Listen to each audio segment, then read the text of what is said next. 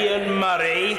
Mr Speaker, I'm very grateful, and it's a great pleasure to be involved in this important debate and follow the member for Dumfries and Galloway, although I would like to just take umbrage a little bit with the honourable member in the opening of his speech when he claimed that this debacle, which has actually been made by his own government, is somehow the fault of democratically elected politicians going down the lobbies to vote for Lord's amendments to what is a major piece of legislation. That is our democratic right, and many of my constituents, and I'm sure his, who wrote to him last week, would have been asking him to support the 15 amendments that came back from the other place, and that's certainly what we committed to do, and certainly what we did last week.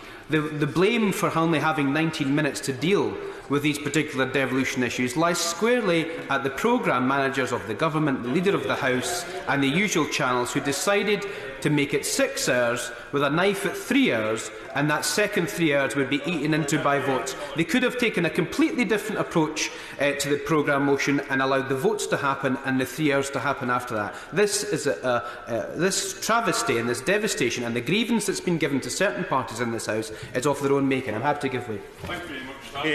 I'm grateful to the honourable member for giving way, and he's absolutely right in this. The answer to this did lie in the timetable. The government could have protected the time for that string of amendments, and they chose not to.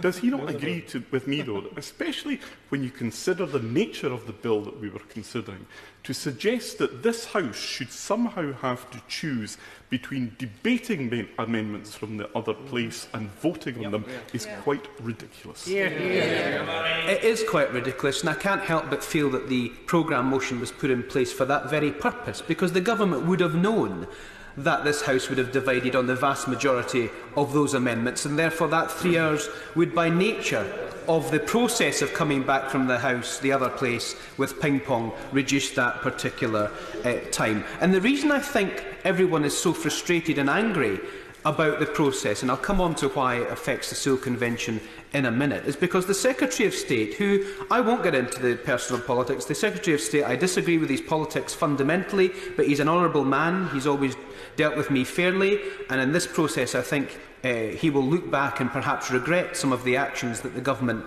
have taken on this. But the Secretary of State promised at that dispatch box on a number of occasions that this elected House would get to debate the amendments on devolution that were being put to the other place. He promised it would come back at committee stage and didn't. He promised it would come back at report stage and didn't. And his own backbenchers, including the member for East Renfrewshire who is in his place, said that he would reluctantly back the legislation and the amendments that were being put forward by the opposition. He would back the government's position on the assurances he was given by his own front bench that those amendments would come back at report stage. The very fact these amendments have been placed in the other place, and therefore the elected House have been unable to debate them and indeed have any kind of input into them, means that we are left in a situation whereby we have a grievance to be able to exploit, because we haven't even debated on the floor of this chamber the fundamental issues around the Sewell Convention, the individual parts of the amendments, what the impact is on the Scottish Government, what the impact is on the Scottish Parliament, what the impact is on the UK Government, what the impact is on UK-wide frameworks that are being put in place as part of this particular process. I'll give way to the honourable gentleman for Kilmarnock and Loudoun. Thank you for giving way, and I agree wholeheartedly with the comments made about the programme motion. When it comes to the vote itself, last week he tried to justify Labour's abstention as the fact that had we defeated the government on the amendment, it would have reverted the devolution clause back to an even less satisfactory position. Is it not the case? Had we defeated the government, it would have been back to the Lords for further amendment, and we could have got amendments that we were actually looking for. Well, he misinterprets the Labour Party position, and in fact misinformation is indeed the role of the SNP in this. I'm very clear on the position that we've got. I think the amendment placed in the House of Lords gets us to about 80% of where we would like to be.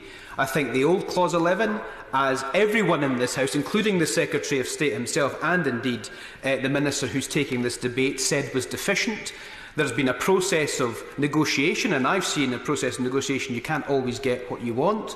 I would like for the government to have gone much further, but on the basis that it is 80% in my view acceptable, it didn't seem right to vote for it, and didn't seem right to vote against it. That's a principled position to take. And what I would say to the honourable gentleman is this. What is completely and utterly, fundamentally disingenuous is to claim that powers are being taken back from the Scottish Parliament. It's also equally fundamentally disingenuous to say that this is a powers bonanza. They are both positions that are wrong. The powers of the Scottish Parliament will not increase by one iota with regard to this process, and the number of powers that will be taken from the Scottish Parliament as part of this process is zero, because the Conservatives and the SNP have it in themselves to continue to fight with each other because it's politically expedient for them to do so.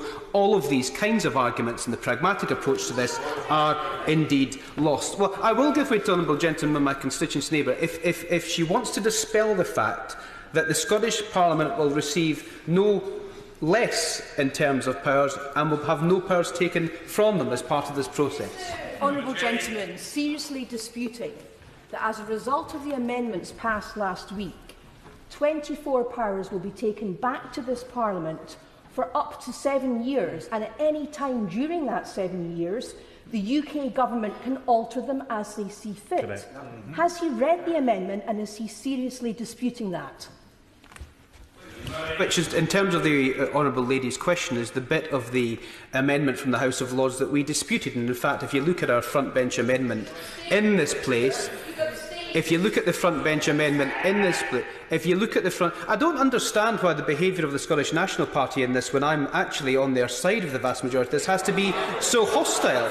There is no respect in this chamber for people being able to make the points they're making. I agree 80% with the amendment that came back from the House of Lords. This is the bit that I don't agree with, and in fact our shadow front bench, the Shadow Secretary of State, put forward an amendment in lieu of the Lords' amendments that stated the very fact that this was where the contention lay in terms of the sunset clauses. I have the 24 areas of legislation in front of me, and I would like to say to the people of Scotland who are perhaps watching this debate that we do need UK-wide legislative frameworks on some of this, because it's important for Scotland and important for the UK Government and the UK economy to be able to operate. For example, environmental quality and standards in chemicals.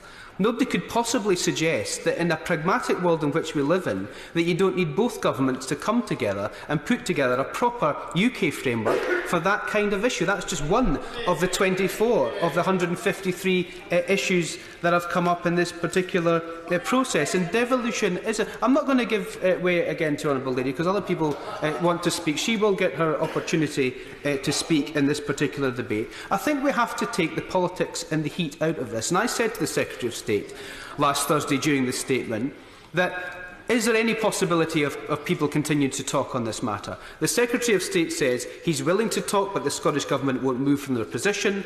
The leader of the SNP said in my intervention to him a few moments ago that the Scottish Government, in his view, would be willing to talk. So when can we possibly get both governments round the table to try and thrash some of this out? And one of the nubs of the problem of this issue is that the Joint Ministerial Council, the Joint Ministerial Committee, the JMC, doesn't meet regularly enough, and in fact, as Lord McConnell said, who set up this particular process, it should have been scrapped a long time ago.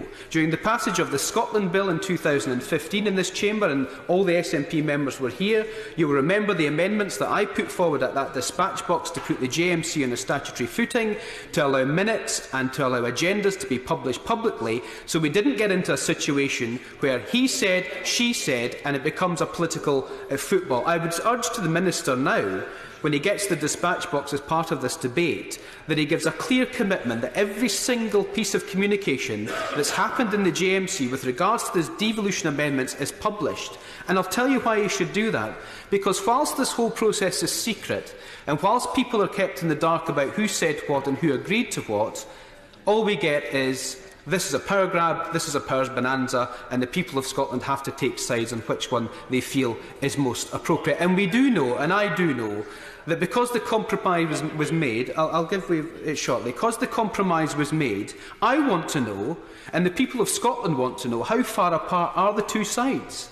Is it the case that it's Two minor things: that the Scottish Government are deliberately withholding consent because it's not in their interest to give consent, and I agree with the honourable gentleman for Dumfries and Galloway that I don't think the Scottish Government ever intended in giving consent, even if they got 100% of what they wanted. It's not in their political interest to do so. So let's have a little bit of transparency about this process so we can see in black and white where the gap is and how we're able to bridge that gap. I'll give way to the honourable gentleman.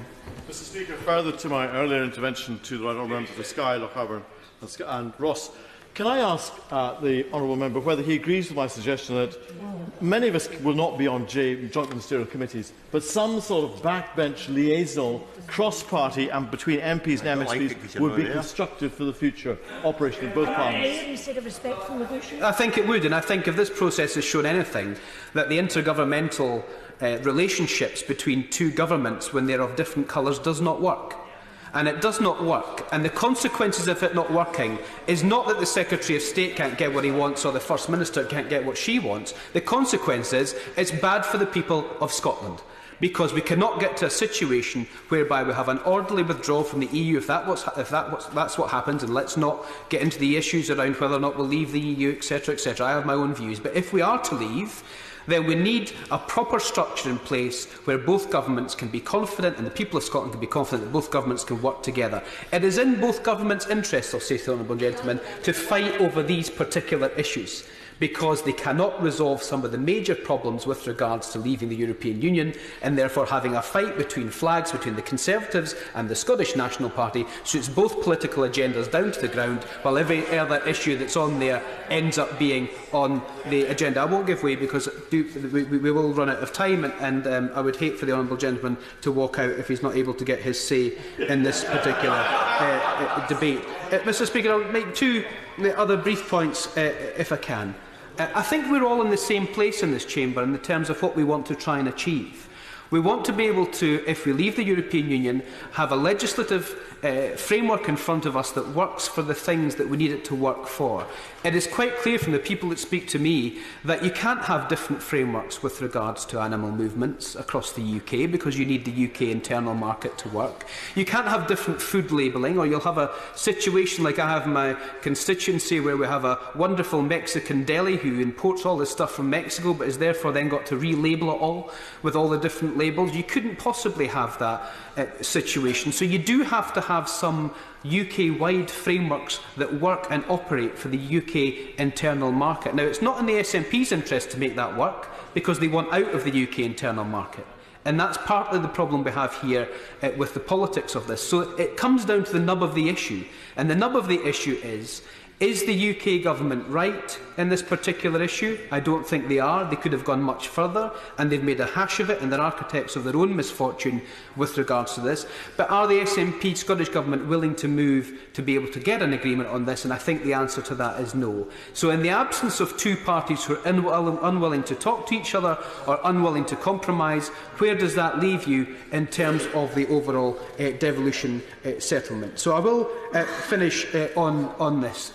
Lord Sewell, when he set up the Sewell Convention, said quite clearly that it should not be used for major policy issues that have a major political disagreement, and we're seeing that play out now. I don't know how we can get to a place whereby the Scottish Government can give this a legislative consent motion.